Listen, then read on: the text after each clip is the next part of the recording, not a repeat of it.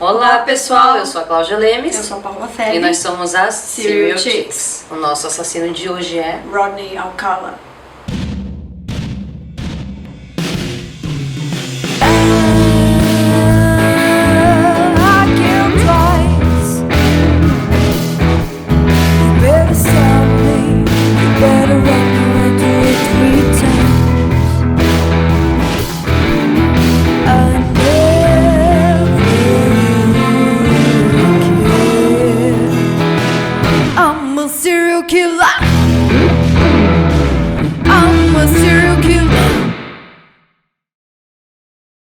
Rodney Alcala nasceu em 23 de agosto de 1946, no Texas, Estados Unidos. Seu apelido é The Dating Game Killer por causa da sua participação no programa de TV chamado The Dating Game. 8 vítimas confirmadas, 30 vítimas prováveis. Matava, estuprava, estrangulava e chegava a reanimar as suas vítimas para que elas continuassem sofrendo. Depois da morte, ele posava os seus corpos. Foi julgado e condenado à morte 3 vezes. Rodney Alcala hoje ainda está vivo e está na prisão. Eu acho que o que o Albert Fish é pra você, o Alcala é pra mim. É de todos os assassinos que eu estudei até hoje o que mais me revoltou, eu acho. As pessoas falam muito do Ted Bundy, ele é muito famoso, mas eu acho que o Alcala, ele cometia exatamente o mesmo tipo de crime, ele tinha o mesmo tipo de personalidade. Narcisista e era psicopata e manipulava. Eles tinham muitas semelhanças. Muitas semelhanças, assim como o Bundy, ele foi o próprio advogado no julgamento e tal, mas eu acho que ele fez coisas... Eu não sei como categorizar se é melhor ou pior, mas pra mim ele foi pior. O Bundy, de certa forma, ele mantinha o feminino. Então ele maquiava as vítimas, ele dava um jeito de não destruir completamente aquilo que ele acreditava ser o feminino. Já o Alcala, ele destruía, ele era pela destruição mesmo, né? Inclusive teve uma das vítimas que ele até destruiu o crânio dela com um tijolo, enfim. Sim. Então era muito bruto, né? O Bundy largava as meninas lá, sabe assim, largava e ia embora. O Alcala fazia questão de posar o corpo de uma forma horrível, horrível, sabendo que a pessoa que encontrasse provavelmente não ia mexer no corpo, a polícia ia chegar, um monte de gente olhar o corpo daquela forma, ia fotografar o corpo daquela... Então assim, é destruir as meninas mesmo após a morte. A história da Tali é muito interessante porque essa história que eu mais queria falar. Quem salvou a menina, a vida da Tali foi um bom samaritano. E a gente já tinha falado isso quando a gente falou do Fish, que a gente tinha falado daquela moça que fez questão de ligar, aquela coisa toda. Mas pensa que o caso Alcala, ele basicamente começa com um cara olhando do outro lado da rua, vendo um carro andando devagar e um cara dentro do carro conversando com uma menina muito nova. Ela tinha 8 anos, uma loirinha bonitinha, ela tinha 8 aninhos e ela entrou no carro e aquele cara falou, tem alguma coisa errada aqui, isso não é, tem alguma coisa acontecendo. E ele tinha que ir pro trabalho, ele estava atrasado, mas a consciência desse cara não deixou ele prosseguir. Então o que ele fez? Pegou e ligou pra polícia. Ele seguiu, desculpa, o carro do Alcala, chegou era um apartamento, ele viu o Alcala subindo com a menina e ele ligou pra polícia e falou, olha, provavelmente não é nada, mas eu não vou conseguir dormir se eu não avisar vocês, eu tô no endereço tal, o cara entrou. E aí que a polícia chegou. Quando a polícia chegou, o detetive bateu na janela e viu o Alcala aparecer na janela e ele tava sem roupa. E falou, ai, desculpa, eu tava no banho. Mas o cara percebeu que o cabelo dele tava seco. O cara falou, abre agora, abre a porta agora. O cara falou, já vou abrir. E aí deu no pé. E aí quando o cara entrou, ele encontrou essa menina, a Tali Shapiro, coitada, nua, na cozinha com uma barra no pescoço. E ele deduziu que ela estava morta, ela estava sangrando muito, ela tinha sido estuprada pelo Alcala e ela estava morrendo.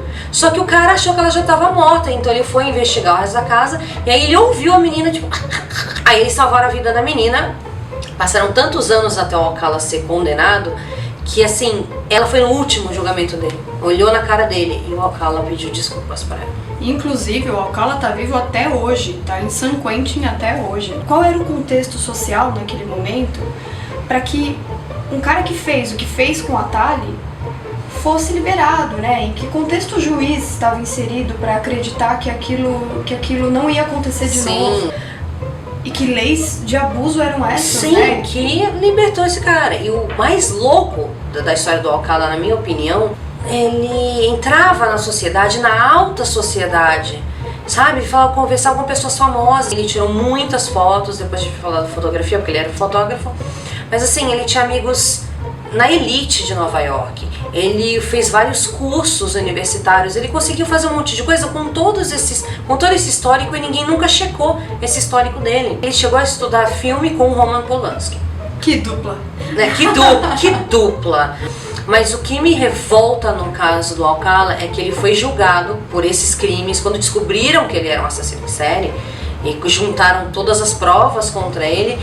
Ele foi a julgamento 3 vezes, e as 3 vezes ele foi condenado pelo júri à morte. Pra mim, o que dói é imaginar todas as mães e irmãos e pais dessas vítimas, mas em especial a Mary Ann Sampson, que é a mãe da Robin Sampson, que foi uma menina de 12 anos que ele assassinou.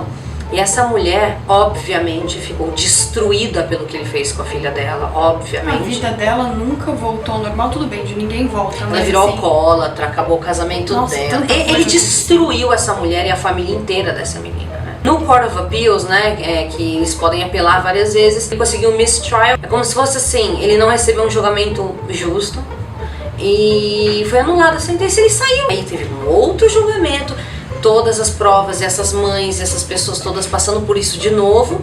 Ele foi julgado à morte de novo. E é só pela 3ª vez, já recentemente, nos anos 2000, que ele, no 3º julgamento, condenaram esse cara. Ele finalmente foi pro corredor da morte e não tem mais como ele sair. Mas assim, essas pessoas passaram por isso 3 vezes. São tantas camadas de crueldade. E ainda por cima você só quer viver o luto e não pode. A gente fala muito do Brasil, nosso sistema é falho, mas o sistema americano falhou tanto com essas vítimas e com os pais e amigos dessas vítimas. Eu penso muito na Mary Ann Sampson, não só porque ela deu muita entrevista e a gente conheceu a figura dela, porque o jeito que a filha dela morreu, ela foi violentada e assassinada pelo Alcala e ela só tinha 12 anos e tal. Era muito jovem a Robin, uma menina muito do bem, assim, sabe? E ela foi encontrada completamente desfigurada, né? Até sem o cabelo, então... Sim. Enfim, e essa mulher, ela foi ao primeiro julgamento do Alcala carregando uma arma na bolsa, com a intenção de matá-lo. Ela até disse numa entrevista que ela teria matado o Alcala e ela não matou porque a mão da Robin a segurou, fez com que ela não fizesse algo de tão terrível, ela não conseguiu tirar a arma da bolsa. É claro que isso é metafórico, mas ainda assim demonstra frustração, né? E durante o julgamento, o Alcala olhava para ela e fazia assim, ó. E eu não consigo imaginar. É um nível de sadismo, assim, de outro mundo. E ele fez ela depor, né? Então, no 3º julgamento, o Alcala, assim como o Bundy, foi o próprio advogado.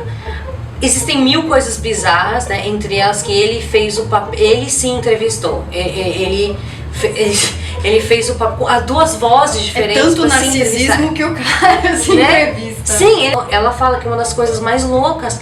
ela ainda ter que depor e ser interrogada pelo assassino da filha dela. Uma grande questão do caso da Sampson é que foi encontrado um brinco da menina nas coisas dele, então ele colecionava muitos brincos das vítimas e tal, e ele queria questionar isso como evidência, falando que não era um brinco da menina. E a mãe falou, era porque é meu brinco, eu emprestei pra minha filha. Ele chegou pra Mary Ann e falou assim, mas a sua filha com 12 anos já tinha a orelha furada? Porque lá ele não é muito que nem aqui, né? O bebê nasce, a gente meio que já fura a orelha. Lá o pessoal espera a menina tá um pouco mais madura. E ele quis julgar a mãe por ter furado a orelha. Sabe, como se esse cara tivesse moral pra julgar qualquer ser humano. Esses troféus dos serial killers são muito comuns, né? Eles guardam, eles gostam de guardar e manter aquilo ali.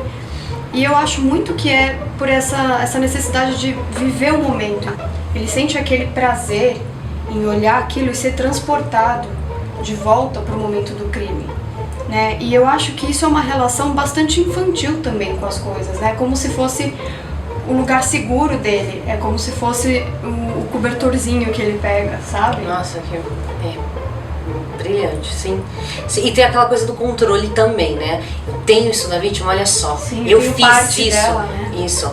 Tanto a foto quanto o objeto remetem àqueles momentos. Sim. Né? Então é como se ele quisesse prender aquilo e ter o controle até do tempo.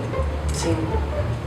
Sobre a vida do Alcala é importante falar que a família dele se mudou uma época para o México, os pais se separaram, e ele tinha irmãos e tal, mas não houve nenhum tipo de abuso, nada aconteceu de tão traumático na vida dele. Assim como Ted Bundy também não teve, né? Exatamente. Ele foi pro exército e ele fugiu do exército. Mas ele teve vários ataques de nervos no exército.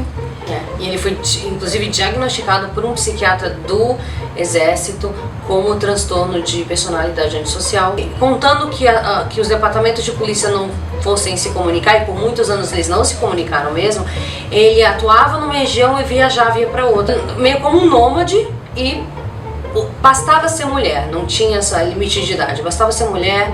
A grande maioria das mulheres que ele atacou eram mulheres muito bonitas. Os ataques eram extremamente violentos. Ele estrangulava e ele chegava a reanimar as vítimas para continuar torturando. Era uma festa macabra, basicamente, que ele fazia com os corpos dessas mulheres. O The Dating Game, para quem não conhece o contexto, era muito popular. Foi popular durante décadas, inclusive, nos Estados Unidos. Pra quem é velho que nem a gente, namoro na TV. Namoro na TV.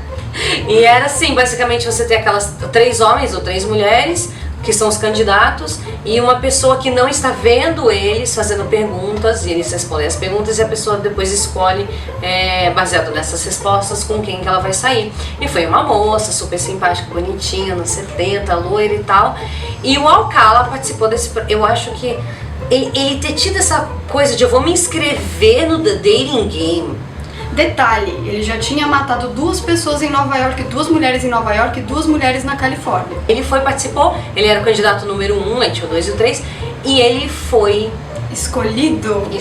Ele foi escolhido pela menina. Isso mostra um nível de sedução e saber levar, né, a pessoa. Jogo de cintura e as respostas que ele dava. Ele foi engraçado. Super engraçado, simpático. Só que enfim, a menina, ele ganhou, né, o programa, e a menina que ia sair com ele de última hora decidiu não sair porque conversou um pouco com ele nos bastidores e ela achou ele um pouco esquisito. Foi o que talvez tenha salvado essa menina. Sim, exatamente. É de uma arrogância mesmo. Absurda. E o narcisismo, e aquela coisa que a gente já falou em outros episódios, é o se achar mais esperto que todo mundo, né?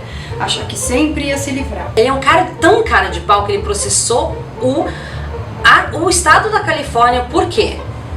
Ele escorregou e caiu na prisão.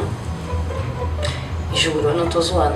E outra, porque eles não deram uma dieta low fat pra ele. Outra coisa esquisita que ele chegou a escrever um livro, que ele autopublicou, chamado You the Jury. Vocês o júri ou você o jurado, dependendo de como você encara no inglês, porque pode ser o singular ou plural.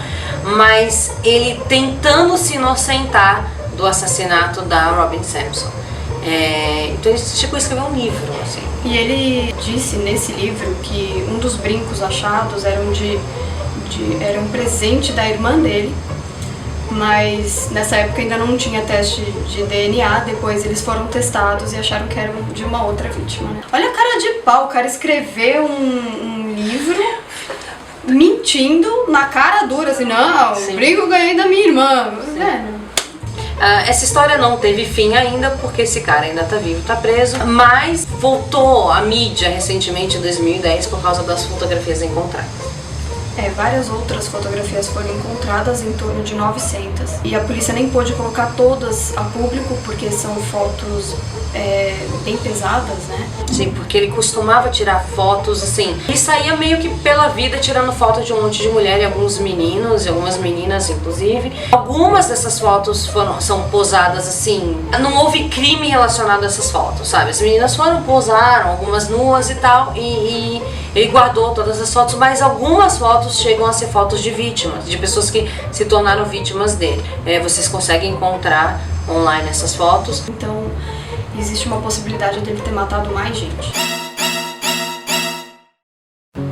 A minha indicação é esse livro, The Dating Game Killer. Eu sei que nem todo mundo consegue ler inglês, mas eu vou recomendar esse livro porque é o melhor livro do mundo sobre o Rodney Alcala.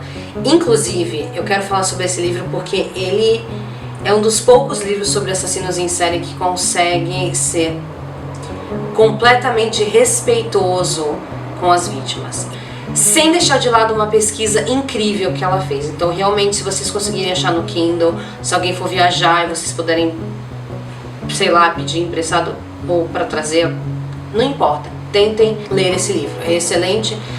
Conta a história do Alcala, das vítimas, tem umas fotos interessantes. Então ele é a minha recomendação de hoje, ele mudou a minha vida. Bom, o livro que eu quero indicar hoje é esse livro do Násio, que é Porque Repetimos os Mesmos Erros.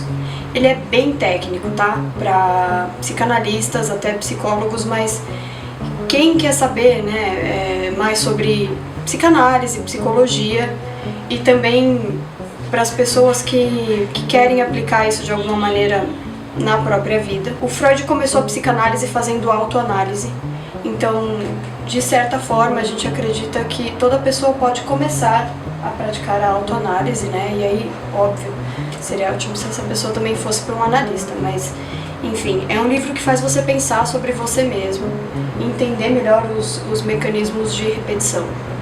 Isso aí, pessoal, esse foi o nosso episódio sobre o Rodney Alcala, espero que vocês tenham gostado. Curtam, compartilhem, inscrevam-se, é sempre bom pra gente. E comentem muito, Sim, façam por favor. perguntas. Aliás, estamos adorando os comentários. Inclusive, se vocês tiverem perguntas, vocês podem mandar, porque a gente vai fazer um episódio especial, né? Sim, um segmento assim, só pra ficar respondendo FAQ. todas essas perguntas. É um FAQ. É isso aí, pessoal. Tchau. Tchau. Até o próximo episódio, que vai ser sobre o... Puta que pariu! Eu sabia que você... A gente não sabe ainda. John Wayne Gacy! John Wayne Gacy vai ser? Não vai ser o Gacy. Então vamos lá, vamos fazer sério. Vai primeiro. Pra onde eu olho, gente? Vai primeiro porque eu sempre vou primeiro. Pra cá? Pra cá, é que eu vou Aí pegar depois só você o só vai livro. tirar foto depois. Vou pegar só o livro enquanto vocês mostram, pra poder Ah. verem melhor Olha a pra capa cá e e tudo mostra o mais. livro pra lá. É meio que isso. Ele vai ficar acompanhando, né? Vamos ver. Bom, a minha indicação de hoje é Porque Repetimos os Mesmos Erros. De novo. Tinha falado, tá bom. É, outra coisa, faz mais altinho pra entrar no quadro. É, isso, mas não tá pra frente. Porque mas... aqui... É, porque foi ninguém muito vê. baixo. Mas É. eu não Mas entendi. mais ladinho A do gente rosto, vai assim. falar e mostrar assim? Fica só pelo lado do rosto, assim, ó. Isso, tipo assim. Assim? Não tão, Não tão... Mas ele é por aí, é por aí. Showtime. Consegue pegar bem aí? O livro que eu quero indicar... Cansado de ler livros?